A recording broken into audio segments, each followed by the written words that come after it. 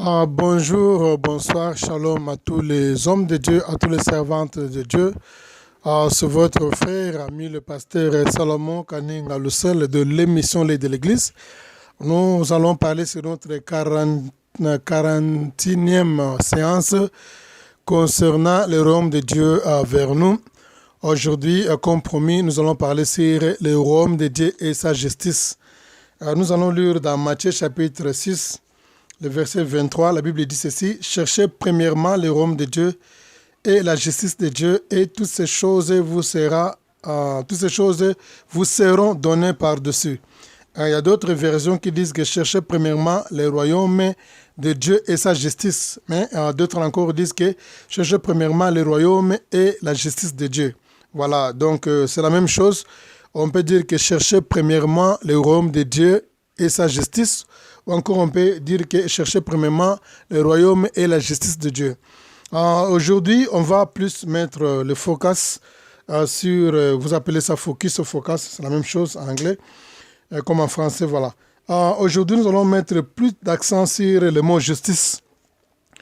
Nous avons toujours eu l'habitude de lire la Bible, nous avons aussi eu l'habitude de lire ces passages ici, mais on parle plus sur le royaume de Dieu et il y a plusieurs personnes qui ignorent que signifie la justice. Quand Dieu voulait parler que chercher premièrement le royaume de Dieu et sa justice, vraiment c'était un mot qui est tellement profond. Et qu'est-ce qui était dans la pensée de Jésus?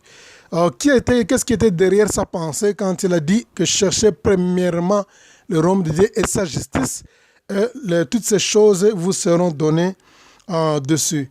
Alors, je voudrais d'abord faire un petit rappel sur de la manière où le Seigneur est en train d'introduire ce passage ici. Il dit chercher premièrement. Il dit bien chercher premièrement. Vous allez vous rendre compte que le message du royaume de Dieu, comme je l'ai toujours dit, en principe devrait être parmi le premier message qu'on devrait prêcher à la Bible.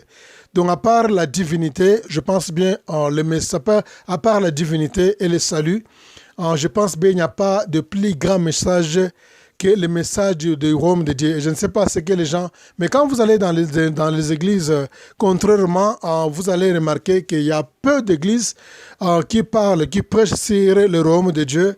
Les gens sont en train de parler autre chose que ça. Et d'ailleurs, le Seigneur Jésus-Christ, il a dit aux disciples, allez dans toutes les nations faire les disciples pour aller les prêcher le royaume. Et c'est ça le message qu'il a donné aux disciples, puisqu'il savait que s'il ne donne pas une ligne de conduite sur les messages qu'il devrait prêcher, les disciples allaient prêcher d'autres messages en dehors de sa vision. Raison pour laquelle, comme étant un bon maître, il s'est servi d'un exemple. Quand il est venu, quand il a commencé les messages, les enseignements ou encore la prédication, si vous voulez bien, il a commencé à introduire d'abord le royaume de Dieu. C'était sa première phrase. Quand il a commencé à prêcher, il a dit « Repentez-vous, le royaume de Dieu est proche ». Le royaume de Dieu est proche. Pourquoi? Puisque l'homme avait perdu le royaume dans le jardin d'Éden et il est venu avec l'intention de restaurer le royaume, l'homme dans le royaume de Dieu. C'est pourquoi il a commencé par introduire d'abord le premier message. Il a prêché sur le royaume de Dieu. Et si vous allez dans le centre de la Bible, le centre de ce message, il a dit que non, je dois aller aussi dans d'autres régions pour prêcher la bonne nouvelle, puisque j'étais envoyé pour ça, ou bien je suis venu à cause de ça. Il a dit, je dois aussi aller dans d'autres régions pour prêcher la bonne nouvelle du royaume, parce que je suis venu à cause de ça. Il est en train ici de définir sa mission. L'objectif de sa venue ici, il est venu pour prêcher la bonne nouvelle. Et vous allez voir encore plus loin, dans la Bible, après la résurrection du Seigneur, il est clair, il dit que non, après sa résurrection, il apparaît encore aux 11, leur prêchant le royaume de Dieu. Donc vraiment, il n'y a pas de verset à vous donner. Je pense bien ce message est adressé aux pasteurs, aux docteurs, aux enseignants, aux prophètes. Ils ont la connaissance de la parole de Dieu. ils peuvent se débrouiller pour avoir les versets. Puisqu'il faut donner les versets à chaque fois, ça nous prendra plusieurs temps. Ce n'est pas vraiment ça notre objectif. Mais en cas de nécessité, je peux toutefois vous donner un verset. Donc, nous allons bien comprendre que plusieurs pasteurs ont toujours dit le sens du message du royaume de Dieu. Ils ont toujours considéré ça comme étant quelque chose que les témoins de Jéhovah seulement doivent prêcher. Donc le message du royaume de Dieu est vraiment beaucoup négligé dans les églises de réveil. La plupart des gens qui parlent de ça dans nos jours, ou bien sont négligés dans les assemblées de Dieu.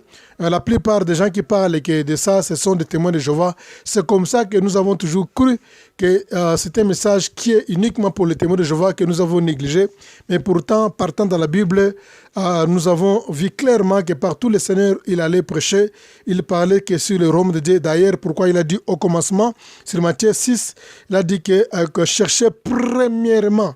Donc, Matthieu 6, le verset 33, il dit que nous cherchons premièrement le royaume de Dieu et sa justice. Voilà, nous allons revenir sur la justice. Écoute une chose, la justice, c'est un mot qui est vraiment, c'est un mot juridique, je peux dire c'est un mot juridique.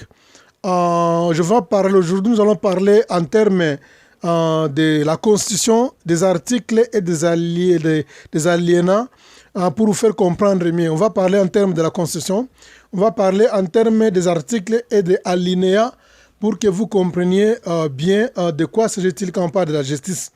Donc, quand on parle de la justice, c'est-à-dire quoi? Il y a plusieurs personnes qui pensent toujours que Dieu écoute les émotions. Il ne faut jamais faire une prière en sous-émotion pour s'adresser au Seigneur.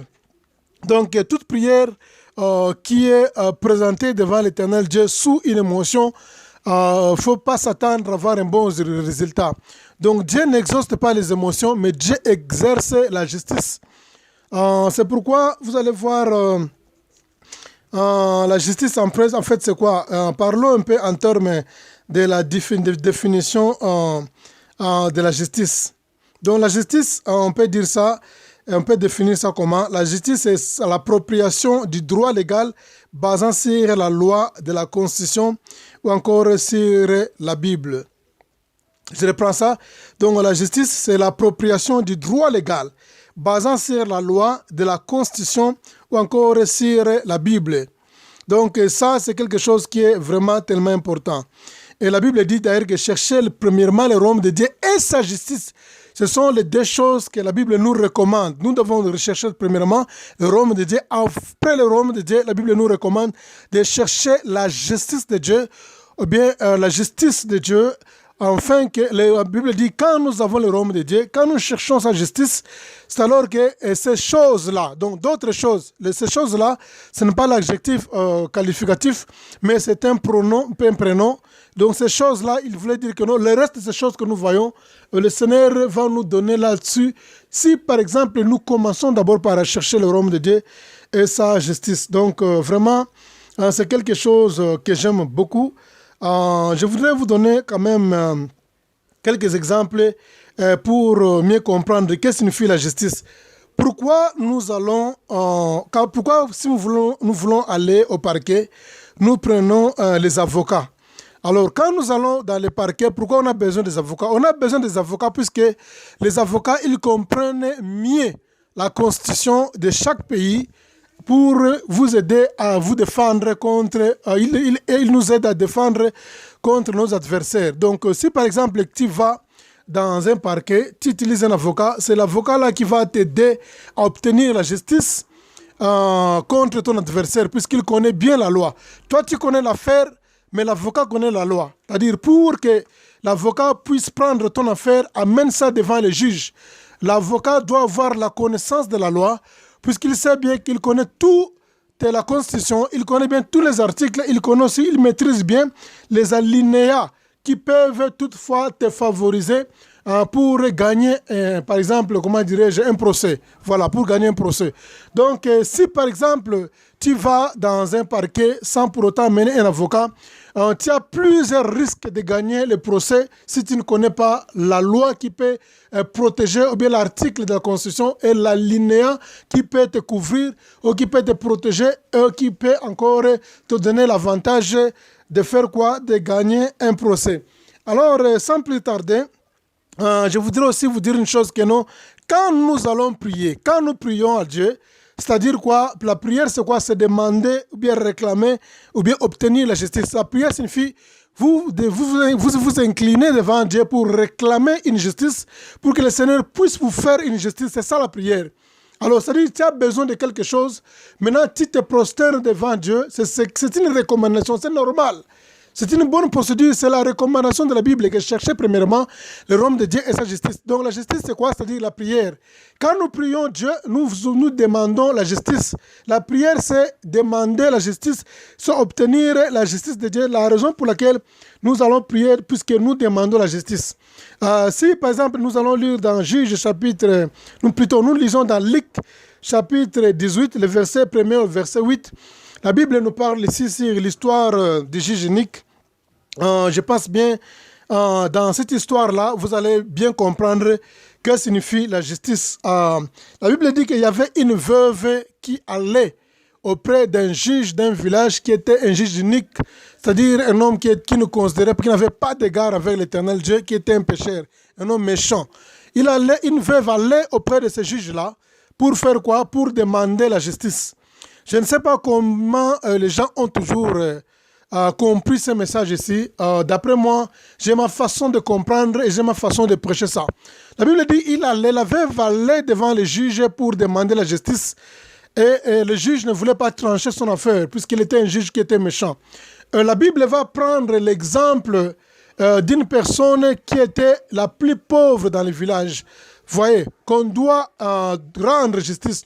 Donc, la plus malheureuse, puisqu'en principe, dans la Bible, la veuve était considérée comme étant une personne qui était la plus malheureuse, selon la coutume juive chez les Hébreux, puisque quand quelqu'un est mort, son frère, quand il est mort, après sa mort, s'il n'a pas des enfants, puisque cette veuve-là, elle était seule, elle n'avait pas des enfants, la Bible dit qu'il n'y avait aucune personne pour l'aider. En principe, selon la coutume juive, c'est le frère du défunt qui devait prendre le relève, marier la veuve. Donc, c'est-à-dire pour faire voir que la veuve n'avait pas d'enfants et la veuve aussi n'avait pas les gens qui devraient lui réclamer en mariage, ou bien encore le frère de son mari. Il n'y en avait aucune personne, puisqu'en principe, selon les lois juives, elle devrait se remarier encore pour garder le nom de la famille à ses beaux-frères. Mais en principe, elle n'avait pas de beau-frère, il n'y avait pas le frère de son mari. C'est pourquoi elle était la plus malheureuse, la plus pauvre du village. Et de l'autre côté, la Bible prend l'exemple d'un juge qui est méchant. La Bible dit qu'il avait égard d'aucune personne, qui ne craignait même pas Dieu. Regardez les deux acteurs ici que la Bible est en train de nous présenter pour introduire les proverbes. Bien-aimés dans le Seigneur, je vous ai toujours dit que la proverbe dans la Bible signifie quoi? Découvrir mais pas comprendre. La plupart des cas, la plupart des messages du royaume de Dieu est prêché dans la Bible sous forme d'une parabole, afin que l'on puisse découvrir, mais il ne puisse pas le comprendre. Si tu as besoin de comprendre le message, seulement ici, tu as la condition pour comprendre le message du royaume de Dieu qui était présenté dans la Bible. Si par exemple, vous continuez à suivre le Seigneur, si par exemple, vous demeurez dans ce pied, si vous donnez l'envie de poser les questions pour apprendre et vous donnez aussi l'envie de chercher le royaume de Dieu, de connaître ça et d'étudier ça, c'est alors que vous allez comprendre. Donc le message du royaume de Dieu n'est pas donné à tout le monde à comprendre puisqu'on a présenté ça sous forme de parabole, même depuis l'Ancien Testament. La Bible dit que non, quand le Messie viendra, il s'adressera qu'en parabole. Voyez. Alors c'est pourquoi je vous disais que non, quand vous lisez la Bible, partout il y a des paraboles, vous devez être tellement souple, ouvrez vos yeux, demandez le Saint-Esprit de vous orienter. Pourquoi ici la Bible est en train d'introduire le mot justice? La Bible dit, la veuve allait devant les juges pour réclamer la justice. Qu'est-ce que signifie la justice? On ne peut jamais réclamer la justice sans pour autant réunir tous les éléments possibles. J'ai déjà été au parquet, je pense bien 2 ou 3 fois. Je connais ce qu'est le mot justice. Quand tu as besoin de réclamer ou bien d'obtenir la justice devant les juges, même si tu es un avocat, il y a des choses que tu dois réunir pour obtenir la justice. Alors, tu as besoin, par exemple, des évidences, tu as besoin de témoins, et tu n'as pas besoin de faire la contradiction par rapport au procès verbal que tu as fait et les questions qu'on doit te poser. Il ne faut pas jamais, ça ne peut pas être en contradiction par rapport au PV ou encore au procès verbal que tu as fait. Et c'est ça, c'est-à-dire quoi? Il y a 3 éléments qui sont importants, et je peux dire même 4, pour remporter, pour gagner le procès dans un parquet. Tu as besoin d'abord des évidences, de ce qu'on appelle les preuves, tu as besoin des témoins, et tu as besoin encore, à part les témoins, tu as besoin encore de ne pas te contredire par rapport au PV. Et 4e élément, tu dois avoir la connaissance sur la loi, ou bien la loi de la Constitution, ou bien l'article, ou bien l'alinéa qui va protéger ton cas. Tu dois avoir cette connaissance-là. C'est pourquoi tu vas chercher l'avocat pour la dernière partie, ou qui réclame la connaissance de la Constitution, l'article et l'alinéa, afin que tu puisses gagner le procès. Si tu n'as pas ces 4 éléments ici réunis, en tout cas, tu ne vas pas gagner le procès. Même si tu vas pleurer, le juge ne peut jamais exaucer, ne peut jamais te rendre justice à cause des émotions, mais ce sont ces 4 éléments qui comptent. Donc, raison pour laquelle la Bible est en train d'introduire cette veuve-là, comme elle est allée demander la justice auprès du juge unique, c'est-à-dire quoi? Elle avait ces 4 éléments. On ne peut jamais réclamer la justice auprès d'un juge sans pour autant voir les 4 éléments. Elle avait les évidences, les preuves de sa partie adverse. Elle avait les témoins. Et à part les témoins, et elle avait aussi quoi? Elle n'avait pas de contradiction par rapport au procès qu'elle avait fait, le procès verbal qu'elle avait fait. Et 4e, il y avait un article de la Constitution avec l'alinéa précis qui devrait lui rendre, bien trancher son affaire pour lui rendre justice. Voilà, on arrête ici, on va continuer.